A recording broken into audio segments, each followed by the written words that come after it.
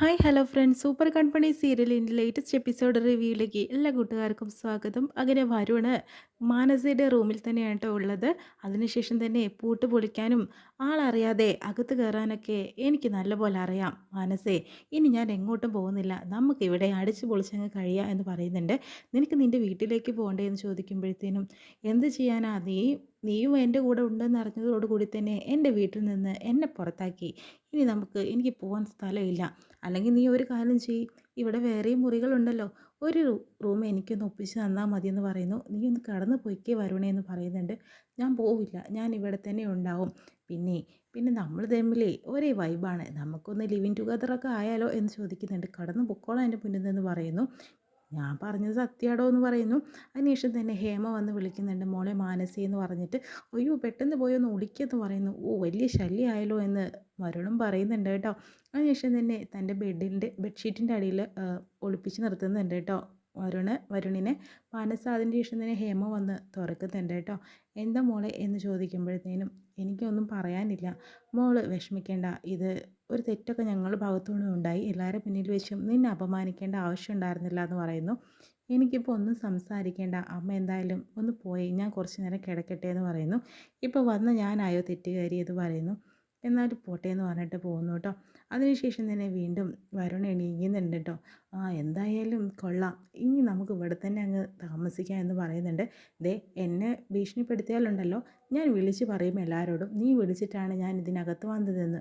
ഓ വലിയ ശല്യമായാലോ. ഒരു വലിയ ശല്യമൊന്നുമില്ല, നീ പോയി എനിക്കൊരു ചായ ഇട്ട് വന്നേ, ഞാനിവിടെ ഇരിക്കട്ടെ, ഞാനൊന്ന് സുഖിക്കട്ടെ എന്നൊക്കെ മാനസിയോട് പറയുന്നുണ്ട് കേട്ടോ വരുണ്. എന്തായാലും മാനസിക്ക് ഒരു എട്ടിൻ്റെ പണിയായിട്ടോ കിട്ടിക്കൊണ്ടിരിക്കുന്നത്. അതിനുശേഷം തന്നെ വീട്ടിൽ തന്നെയാണ് കാണിക്കുന്നത്. അങ്ങനെ അമ്മയുടെ അച്ഛനും അമ്മായിമാരും ഒക്കെ ഉണ്ട് കേട്ടോ.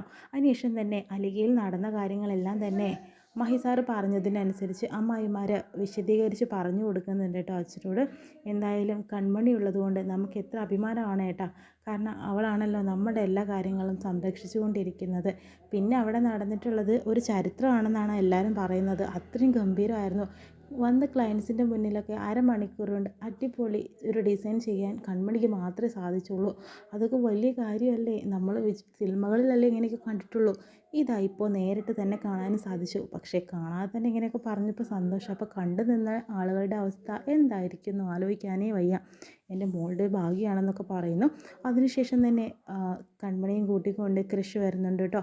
അങ്ങനെ തലയിലെ മുറിവ് കാണുമ്പോഴത്തേനും അച്ഛൻ ചോദിക്കുന്നുണ്ട്, എന്താ പോലെ എന്ന് പറ്റിയെന്ന് ചോദിക്കുമ്പോഴത്തേനും അത് പിന്നെ ഒരു ചെറുതായിട്ടൊരു ആക്സിഡൻറ്റ് സംഭവിച്ചു അച്ഛാ, ആ ഒരു ഡിസൈൻ ഒരു പ്രശ്നം ഉണ്ടായെന്ന് പറയുന്നു. എന്നാൽ നിനക്കൊരു കുഴപ്പമൊന്നും ഉണ്ടായില്ലല്ലോ? എനിക്കൊരു പ്രശ്നവും ഉണ്ടായില്ല, ക്രിസ് കൂടെ ഉണ്ടായിരുന്നല്ലോ. ക്രിസ് ഉണ്ടെങ്കിൽ പിന്നെ എന്തിനാ ഏട്ടൻ വിഷമിക്കേണ്ട ആവശ്യം? ഏട്ടനേക്കാളും വിഷമിക്കുന്ന ഒരാൾ കൂടെ ഉണ്ടല്ലോ, കൺമണിക്ക് എന്നും സപ്പോർട്ടായി നിൽക്കാനെന്ന് പറയുന്നു. അതല്ലേ കൺമണിക്ക് ഒരു ധൈര്യം. കൃഷി പറയുന്നുണ്ട്, ഇനി 2 ദിവസത്തേക്ക് കൺമണി ഓഫീസിലൊന്നും വരണ്ട. അതെങ്ങനെ പറ്റും? കാരണം കൺമണിക്ക് സാറിനെ കാണാതെ ഒരു നിമിഷം പോലും നിൽക്കാൻ സാധിക്കുമെന്ന് ചോദിക്കുന്നുണ്ട്. അപ്പോഴത്തേനും ഗോകുൽ പറയുന്നുണ്ട്, അതെന്താ, ഒരു നിമിഷം ഒന്നും നിൽക്കാൻ പറ്റിയില്ലെങ്കിലും സാറിനെ എപ്പോഴും കണ്ടുകൊണ്ടിരിക്കാൻ ഇവിടെ ഒരു അവസരം ഉണ്ടല്ലോ എന്ന് പറയുന്നിട്ട്, ഞാൻ അതല്ല ഉദ്ദേശിച്ചേ, എന്തായാലും സാറിന് കാണണം തോന്നുകയാണെങ്കിൽ ഇവിടെ വന്ന് കണ്ടൂടെ എന്ന് ചോദിക്കുന്നു കേട്ടോ. എന്തായാലും ഒരു ചായ കുടിച്ചിട്ട് പോകാമെന്ന് പറയുമ്പോഴത്തേനും വേണ്ട, ചായ ഒന്നും വേണ്ട, ഞാൻ എന്തായാലും പോയിട്ട് വരാം, 2 ദിവസം കഴിഞ്ഞതിന് ശേഷം തന്നെ തിരിച്ചു വരാമെന്ന് പറഞ്ഞിട്ട് യാത്ര ചോദിച്ച് കൃഷ്ണ അങ്ങോട്ട് മടങ്ങി പോകുന്നു കേട്ടോ. അതിനുശേഷം തന്നെ കൺമണി പോയിട്ട് കൃഷ്ണനോട് പറയുന്നുണ്ട്, ഒരുപാട് സന്തോഷമുണ്ട്, അതിലുപരി സാറിനോട് ഒരുപാട് നന്ദിയുണ്ടെന്ന് പറയുന്നു. എന്തിനാ കൺമണി, ഇല്ല ഒരു പ്രശ്നം ഉണ്ടായപ്പോഴും എൻ്റെ കൂടെ നിന്നില്ലേ സാർ എന്ന് പറയുന്നു. അതിനുശേഷം തന്നെ പിന്നെ സാർ എനിക്ക് ഒരു കാര്യം കൂടി പറയാനുണ്ട്, ആ സർപ്രൈസ് അതെന്താണെന്ന് ചോദിക്കുന്നുണ്ട്. അത് സർപ്രൈസ് അല്ലേ, അതങ്ങനെ തന്നെ ഇരിക്കട്ടെ, ഞാൻ പോയിട്ട് വരാമെന്ന് പറഞ്ഞിട്ട് കൃഷ്ണ മടങ്ങി പോകുന്നു. അതിനുശേഷം ബലരാമൻ രാത്രി വീട്ടിലേക്ക് എത്തുന്നു കേട്ടോ. ആ സമയത്ത് തന്നെയാണ് ഒരു ഗുണ്ട വന്നിട്ട് ബലരാമനെ അടിച്ച് താഴ്ത്തെടുത്തു. അതിനുശേഷം ഒരു കത്തി എടുത്തിട്ട് എറിയുന്നുണ്ട് കേട്ടോ. എന്നിട്ട് ഒരു ഭീഷണി എന്ന സ്വരത്തിൽ അയാൾ പറയുന്നുണ്ട്, സാഗറിൻ്റെ കുടുംബത്തിൽ കയറി കളിച്ചാൽ നിന്നെ ശരിയാക്കും, ഈ കത്തി ഉണ്ടല്ലോ നിൻ്റെ കഴുത്തിന് കയറ്റും എന്നൊക്കെ പറയുന്നു. എന്നിട്ട് അങ്ങോട്ട് മടങ്ങി പോകുന്നു കേട്ടോ. പെട്ടെന്ന് തന്നെ ഷോക്ക് അടിച്ച പോലെയാണ് ബലരാമൻ നിൽക്കുന്നത്. എന്താ തനിക്ക് സംഭവിച്ചതെന്ന് അറിയില്ല.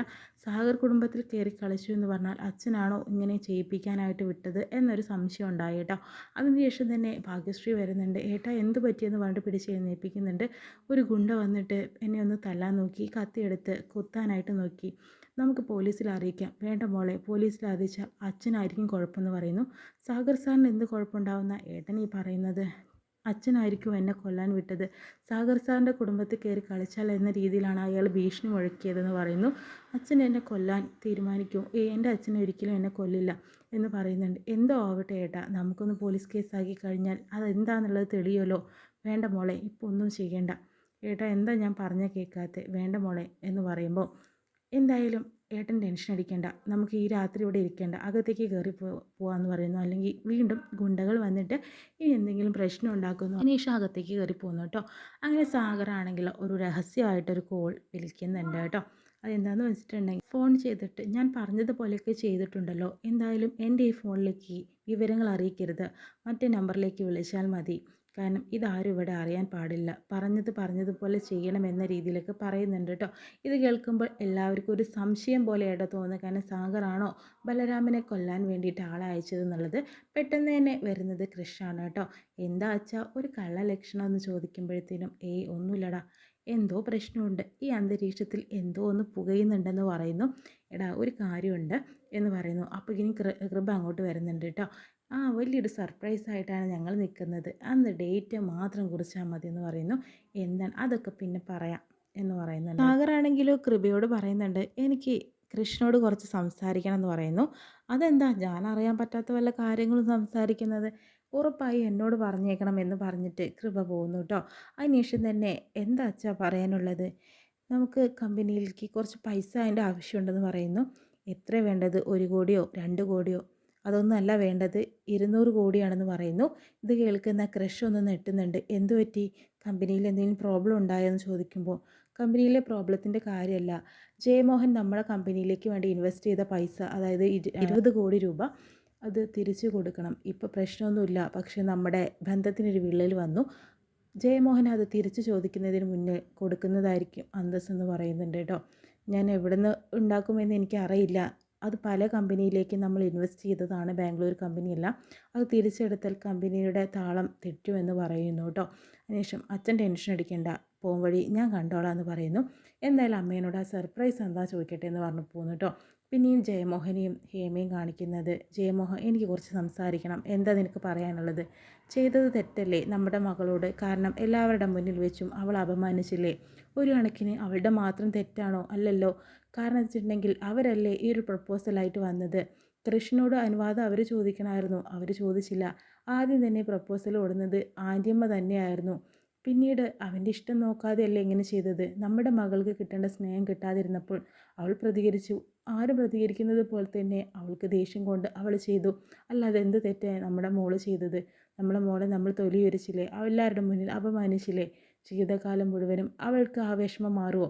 നമ്മൾ എപ്പോഴെങ്കിലും അവളെ വിഷമിപ്പിച്ചിട്ടുണ്ടോ ജയമോഹൻ എന്ന രീതിയിലൊക്കെ ചോദിക്കുമ്പോൾ കുറച്ച് കാര്യങ്ങളൊക്കെ ജയമോഹൻ ആലോചിച്ചുകൊണ്ടിരിക്കുക. എന്നാൽ നീ ഒരു കാര്യം ചെയ്യ്, അവളെങ്ങ് വിളിക്ക്, വേണ്ട പാവം ഉറങ്ങിക്കോട്ടെ എന്ന് പറയുന്നു. അതൊന്നല്ല, എനിക്ക് അവളോട് സംസാരിക്കണം, ചെല്ലെന്ന് പറയുന്നു. മാനസയെ കൂട്ടിക്കൊണ്ട് വരുന്നു കേട്ടോ. എന്തായാലും ജയമോഹൻ പറയുന്നത് കാര്യങ്ങളെല്ലാം തന്നെ മാനസയ്ക്ക് അനുകൂലമായിരുന്നെങ്കിലും, പക്ഷേ എന്താ അവിടെ സംഭവിക്കുക എന്നുള്ളത് നമുക്ക് കണ്ടു തന്നെ അറിയാം കേട്ടോ.